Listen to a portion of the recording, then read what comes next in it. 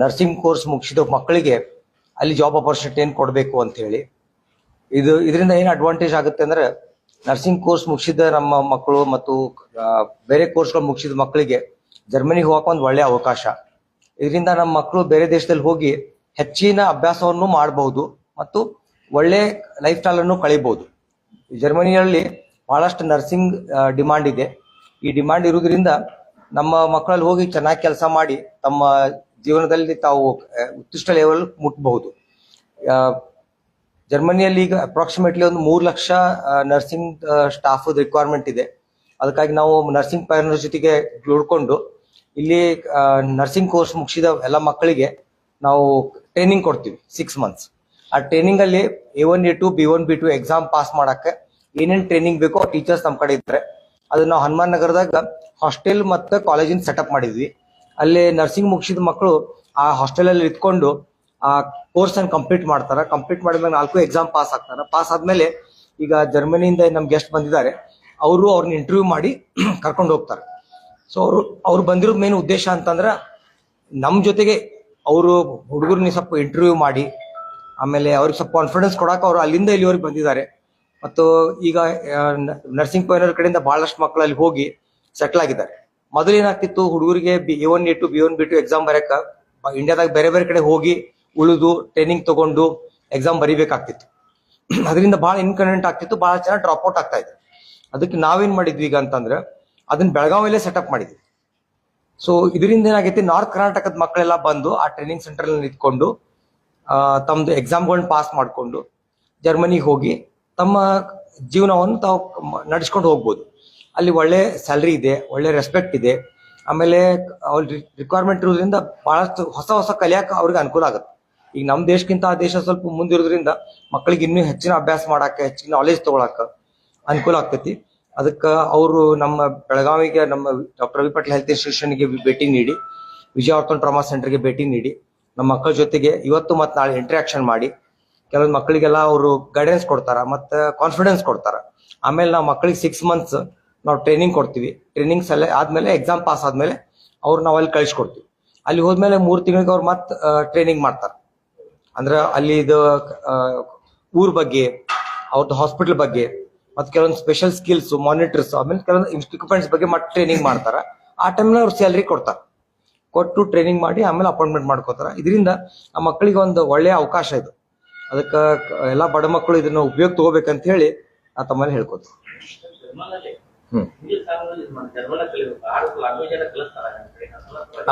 ಆ ಲ್ಯಾಂಗ್ವೇಜ್ ನಾವ ಕಲಿಸ್ತೀವಿ. ಜರ್ಮನಿ ಒಳಗೆ 90% ಜನ ಜರ್ಮನ್ ಲ್ಯಾಂಗ್ವೇಜ್ ಮಾತಾಡ್ತಾರ. ಪೇಷಂಟ್ ಜೊತೆಗೆ ಜರ್ಮನಿ ಒಳಗೆ ಮಾತಾಡ್ಬೇಕಂತ ಹೇಳಿ ನಾವು ಹುಡುಗರಿಗೆ ಕ್ಲಿನಿಕಲ್ ಸ್ಕಿಲ್ಸ್ ನಾವು ಫಸ್ಟ್ 4 ಇಯರ್ಸ್ ನ ಕಾಲೇಜಾಗ ಕಲಿಸಿರ್ತೀವಿ. ಅವ್ರಿಗೆ ಏನ್ ಬೇಕು ಅದನ್ನ ಹೇಳಿ ಜರ್ಮನ್ ಲ್ಯಾಂಗ್ವೇಜ್ ನಾವು 6 ಮಂತ್ಸ್ ಟ್ರೈನ್ ಮಾಡ್ತೀವಿ. ಈಗ A1 A2 B1 B2 4 exam ಬರೆಯೋ ಟೈಮ್ನಾಗ ಅವ್ರಿಗೆ ಜರ್ಮನ್ ಲ್ಯಾಂಗ್ವೇಜ್ ನಾವು ಟ್ರೈನ್ ಮಾಡ್ತೀವಿ. ನಮ್ಮ ಕಡೆ ಬೆಸ್ಟ್ ಟೀಚರ್ಸ್ ಅದ. ಇಲ್ಲ ನಮ್ ಇಂಡಿಯನ್ಸ್ ಅದಾರಿ. ನಮ್ ಕಡೆ ಇರೋ ಟೀಚರ್ಸ್ ಏನದಾರ ಅವರು ಒನ್ ಆಫ್ ದ ಬೆಸ್ಟ್. ಈ ಕರ್ನಾಟಕ ಸ್ಟೇಟ್ ಹೆಡ್ ಯಾರು ಅದಾರಲ್ಲ ಜರ್ಮನ್ ಲ್ಯಾಂಗ್ವೇಜ್ ಟೀಚರ್ಸ್ ಅಸೋಸಿಯೇಷನ್, ಅವರೇ ನಮ್ ಕಡೆ ಇದ್ದಾರೆ.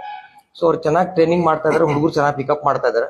ನಾವು ಅವ್ರಿಗೆ ಹಾಸ್ಟೆಲ್ನಾಗ ಇರಕ್ಕೆ ಯಾಕೆ ಮೋಟಿವೇಟ್ ಮಾಡ್ತೀನಿ ಅಂತಂದ್ರೆ ಹುಡುಗರು ಬ್ರೇಕ್ಫಾಸ್ಟ್ ಕುಂತಾಗ, ಲಂಚ್ ಕೂತಾಗ, ಡಿನ್ನರ್ ಕೂತಾಗ ಅವ್ರು ಜರ್ಮನ್ ಲ್ಯಾಂಗ್ವೇಜ್ ಒಳಗೆ ಫ್ರೆಂಡ್ಸ್ ಇಂಟ್ರಾಕ್ಷನ್ ಮಾಡಿದ್ರೆ ಅವ್ರು ಜಲ್ದಿ ಪಿಕಪ್ ಮಾಡ್ತಾರೆ.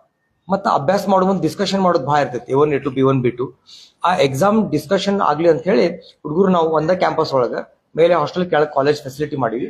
ಅಲ್ಲಿ ಇಟ್ಕೊಂಡು ಟ್ರೈನಿಂಗ್ ಮಾಡ್ತೀವಿ. ಒಂದು ಬ್ಯಾಚ್ ಒಳಗೆ 20 ಹುಡುಗರು ಇರ್ತಾರ.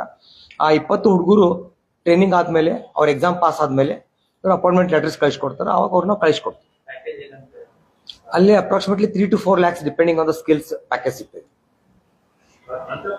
ಪರ್ ಮಂತ್ 3 to 4 lakhs ಅವ್ರಿಗೆ ಪ್ಯಾಕೇಜ್ ಸಿಗ್ತದೆ. ಇಲ್ಲ, ಎಕ್ಸಾಮ್ ಮುಗಿದ್ಕೊಂಡು ಅಲ್ಲೇ ಕಳಿಸ್ಕೊಡ್ತೀವಿ. ಅದೇ ಟೈಮ್ನಾಗ ನಾವು ಅವ್ರದ್ದು ವಿಸಾ, ಫ್ಲೈಟ್ ಟಿಕೆಟ್ಸ್ ಮತ್ತು ಅವ್ರು ಏನ್ ಪ್ರೊಸೆಸಿಂಗ್ ಇರ್ತಾವ ಎಲ್ಲ ಮುಗಿಸ್ಬಿಡ್ತೀವಿ. ಇಲ್ಲ, ಈಗ ಆಕ್ಚುಲಿ ನಾವು ಮಾಡಿದ್ದು ನಮ್ಮ ಕಾಲೇಜ್ ವಿದ್ಯಾರ್ಥಿಗಳಿಗೆ ಮಾತ್ರ. ಬಟ್ ಯಾವ್ದು ಕಾಲೇಜ್ ಪ್ರಿನ್ಸಿಪಲ್ಸ್ ಲೆಟರ್ ಕೊಟ್ಟರೆ ಅವ್ರ ಹುಡುಗರು ನಾವು ತಗೊಂಡು ಟ್ರೈನ್ ಮಾಡ್ತೀವಿ.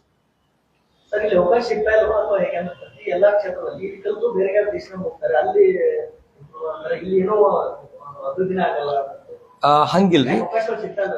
ಇಲ್ಲ, ಹೆಂಗಾಗೈತಿ ಸರ್, ಈಗ ಇಲ್ಲಿನೂ ಅವಕಾಶಗಳು ಅದಾವ. ಬಟ್ ಅವ್ರ ದೇಶದವ್ರಿಗೂ ರಿಕ್ವೈರ್ಮೆಂಟ್ ಐತಿ. ಮತ್ತೆ ನಮ್ ಜನರ ಅಲ್ಲಿ ಹೋಗೋದ್ರಿಂದ ಏನಾಗ್ತೈತಿ, ಹೆಚ್ಚಿಗೆ ಕಲಿಯಾಕ್ ಸಿಗ್ತೈತಿ. ಈಗ ನಮ್ ದೇಶದಾಗೂ ಕಲಿತಾರ, ಬಟ್ ಅಲ್ಲಿ ಇದು ನಮ್ಕಿಂತ ಸ್ವಲ್ಪ ಇನ್ನೂ ಫಾರ್ವರ್ಡ್ ಇರೋದ್ರಿಂದ ಅವ್ರಿಗೆ ಇನ್ನೂ ಹೆಚ್ಚಿಗೆ ಕಲಿಯಾಕ್ ಸಿಗ್ತೈತಿ. ಮತ್ತೆ ಸ್ಯಾಲ್ರಿ ಚಲೋ ಇರೋದ್ರಿಂದ ನಮ್ ಜನರ ಫೈನಾನ್ಷಿಯಲ್ ಸ್ಟೇಟಸ್ ಇಂಪ್ರೂವ್ಮೆಂಟ್ ಆಗ್ತೈತಿ. ಬಡ ಮಕ್ಳು ಇರ್ತಾರ, ಅವ್ರ ತಂದೆ ತಾಯಿಗೆ ಒಂದ್ ಒಳ್ಳೆ ಸಪೋರ್ಟ್ ಆಗ್ತೈತಿ.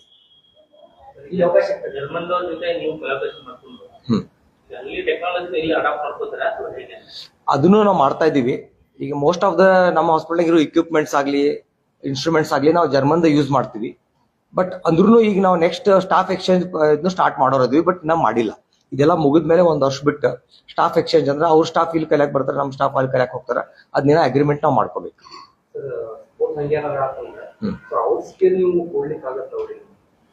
ಆತರ ಈಗ ನಮ್ಮ ವಿದ್ಯಾರ್ಥಿಗಳು ಅವ್ರಿಗೆ ಫೆಸಿಲಿಟೀಸ್ ಕೊಡ್ತಿದ್ದಾರೆ, ಪ್ಯಾಕೇಜ್ ಕೊಡ್ತಿದ್ದಾರೆ. ಆ ರೀತಿ ನೀವು ಅವ್ರಿಗೆ ಪ್ರೊವೈಡ್ ಮಾಡಬಹುದು? ಇಲ್ಲ, ಅವರಿಗೆ ನಮ್ಗೆ ಆ ಪ್ಯಾಕೇಜ್ ಕೊಡಕ್ ಆಗುದಿಲ್ಲ. ಅಂದ್ರೆ ಅದರಲ್ಲಿ ಅವ್ರಿಗೆ ನೀವು ಮಾಡಬಹುದಾ? ಇಲ್ಲ, ಅವ್ರದ್ದು ಹೆಂಗ್ ಆಗ್ತೈತೆ ಸರ್, ಅವ್ರು ಕೊಡ್ಬೋದು, ನಮಗ್ ಕೊಡಕ್ ಆಗುದಿಲ್ಲ.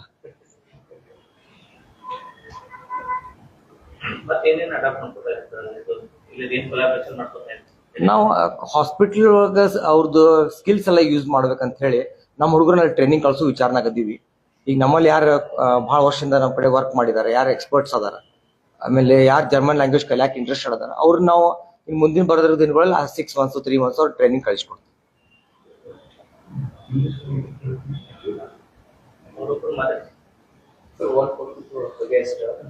You can speak to them. Sir, how Germany will be helpful for the Indian students? Thank you for your question. Germany is offering good salaries, safe jobs, unlimited contracts. If you compare this to other countries like the Gulf states or other like US, there's something required. It's called work experience, 2 years. So there are also opportunities for freshers entering the market, remaining in employment for unlimited period of time. Germany is mostly interested in settlement of professionals. So that includes also the families, which they will talk later.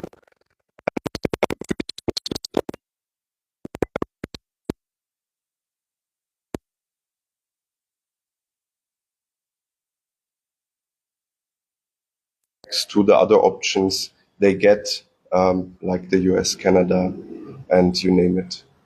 And the safety of the Indian students will be taken care by your officers?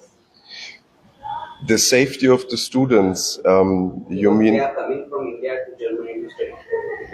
We are fully responsible, and for the relocation, means all immigration process, paperwork, documentation has to be done by us. It's in our responsibility. And even if when they reach Germany, we will be responsible as a, let's say, neutral partner. We are there in case of questions. But the environment itself is a quite safe environment compared to India and other countries. If you see US, in Germany it's not allowed to buy weapons at all. Yeah, there's a huge security for families and especially women there. How do you came to know about this Vijay Hospital, the Vijay Institute? How did you come to know about our college? Dr. Padel is a really renowned person, and Dr. Kohler sir was linking us because we already have, let's say, proof of our concept in Hubli, and so many seniors and students reached already. So we linked through the network which was existing before in India.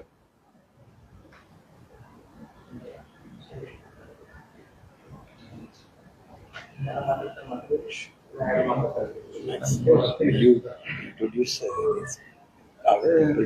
Yeah, okay. We would like to take the Indian students to Germany. We'll take care of them. Okay.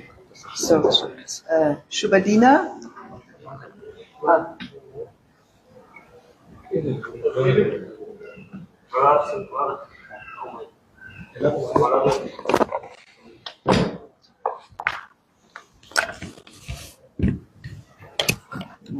Microphones.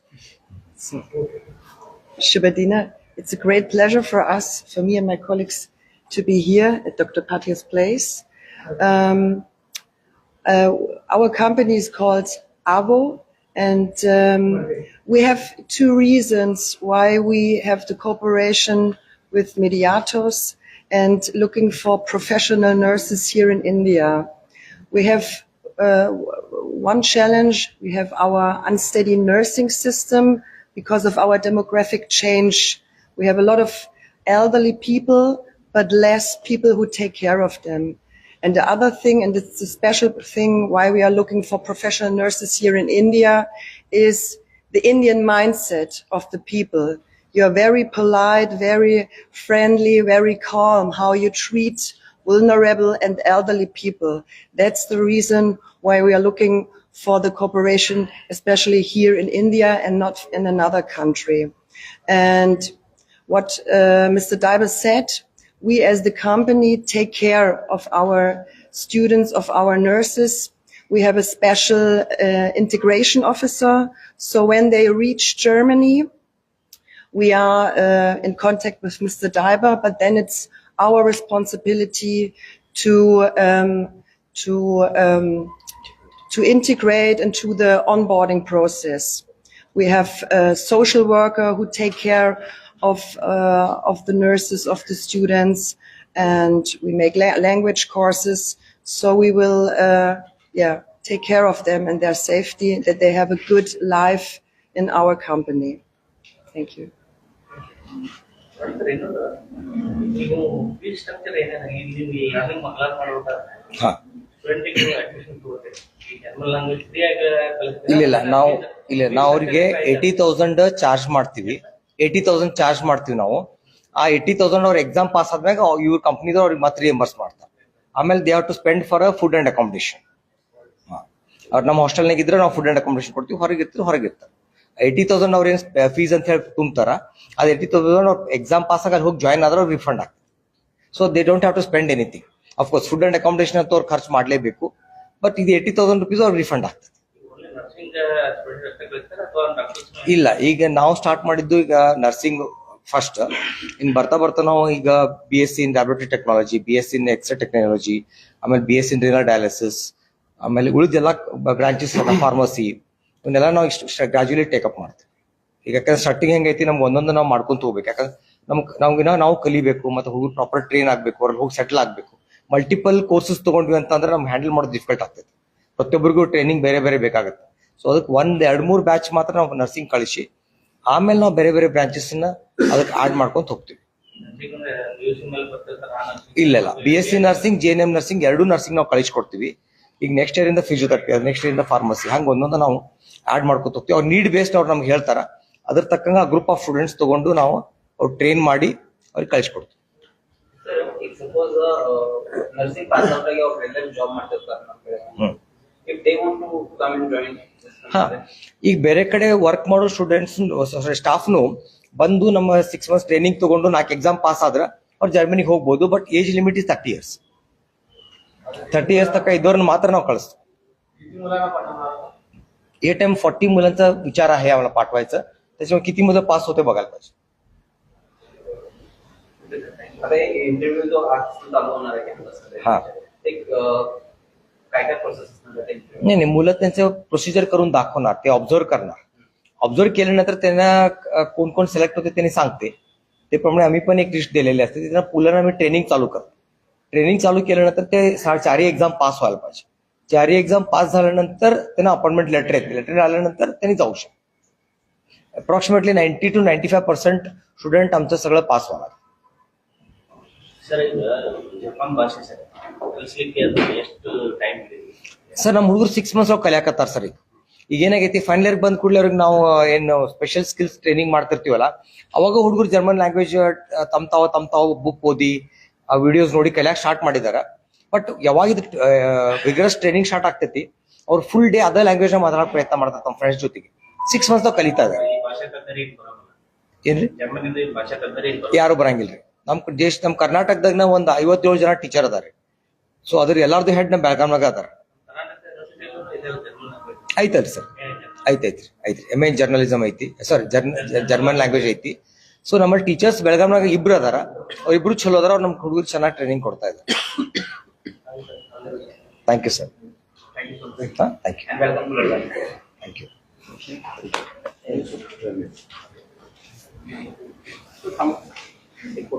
हाँ